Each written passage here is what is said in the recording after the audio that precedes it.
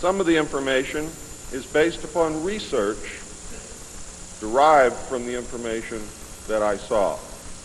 For instance, in the documents that I saw, it was stated that President Eisenhower had commissioned a group called the Jason Scholars, which was stated to have been a secret society of scholars, to research the deception, lies, facts, truth, and get at the root and the real truth of the alien question.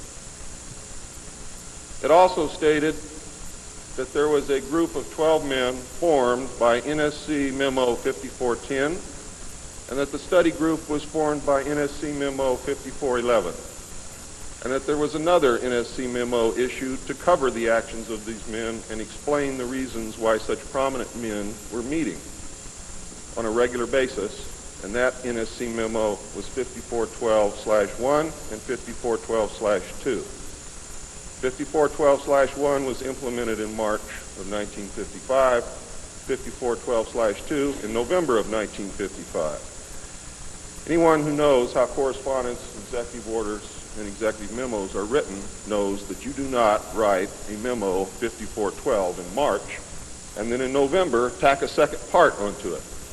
The memo was originally really written in 1954. I'm going to go through the whole history. I'm going to have to leave a few things out simply because it's going to be impossible to cover everything in the hour and a half that I have. Before I begin, I would like to read two quotes to you. The first is attributed to Mr. Alistair Cook, who said, quote, "I'll be astounded if this planet is still going 50 years from now. I don't think we will reach 2000. It would be miraculous," unquote. Winston Churchill said, and I quote, "We seem to be moving, drifting, steadily against our will, against the will of every race and every people and every class, towards some hideous catastrophe. Everyone wishes to stop it, but they do not know how." What do you think he was referring to?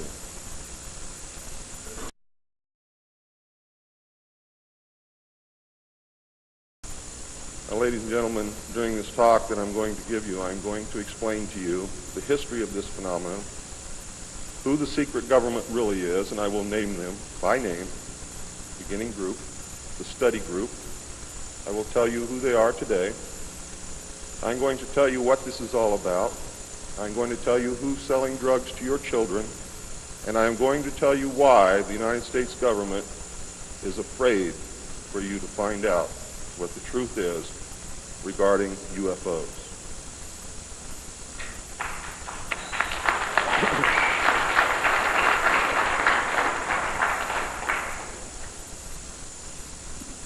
I'm going to skip over the early saucer recoveries, but there are many more than what you would expect. The early saucers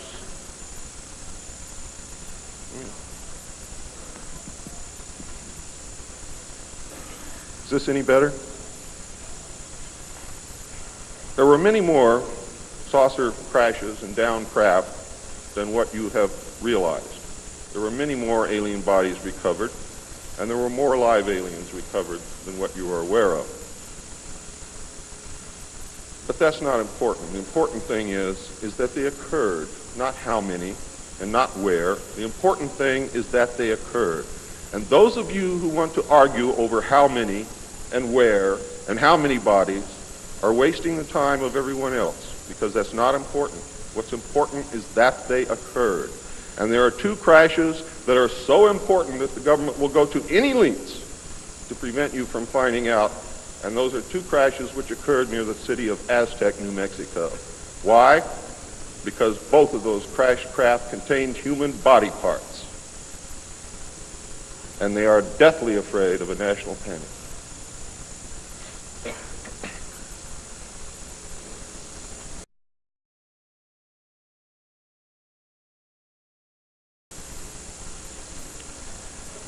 The CIA now controls all the world's illegal drug markets.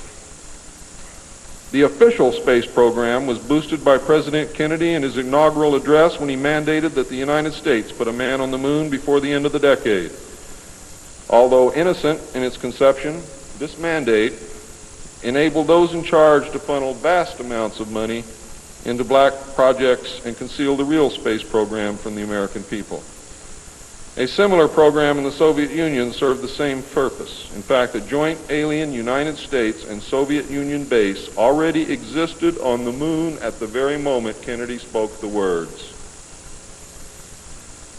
On May 22, 1962, a space probe landed on Mars and confirmed the existence of an environment which could support life. Not long afterward, the construction of a colony on the planet Mars began in earnest. Today, there is a colony which exists on the planet Mars. It is a United States-Russian alien facility.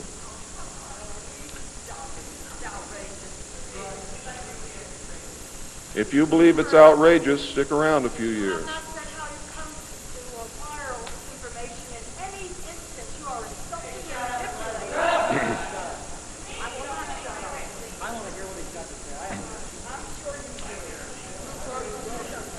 This is very disturbing information, and I don't expect anyone to believe it. I don't expect one of you to believe what I'm telling you. And I knew that when I came here. I'm not one of you. I'm not a ufologist. I'm not a researcher. I have an obligation to inform the public, and once that's done, I've done my job. From then on, it's up to you, not me.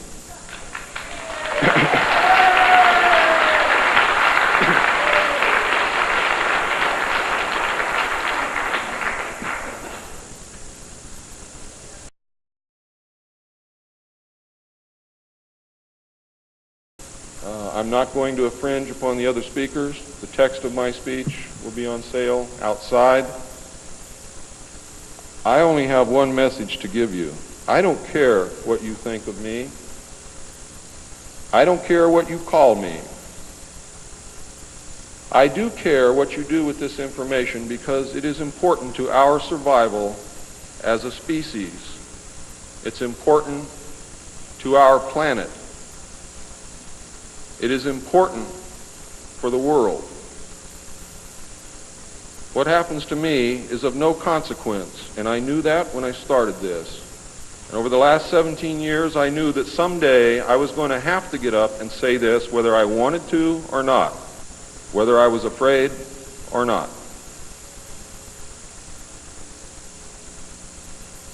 Now I am here, and now it is done. And I feel an overwhelming relief. You now have the information. You can laugh at it. You can throw it in the trash can. You can burn my house down if you want to. But I am telling you right now, your future, your children's future, your grandchildren's future depends upon what you do with this information. Your own government is selling your children drugs, and you don't seem to care.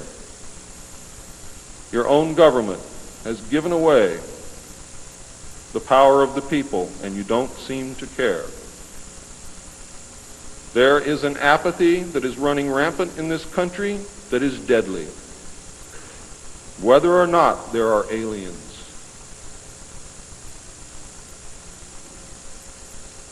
We are truly now, at this moment, a nation of sheep. And ladies and gentlemen, I assure you that sheep are always led to the slaughter. But it does not have to be that way. There is tremendous power in knowledge. There is also tremendous power in secrecy. Take away that secrecy, you make sure that you're informed, and you can change things and stop fighting with each other. Thank you.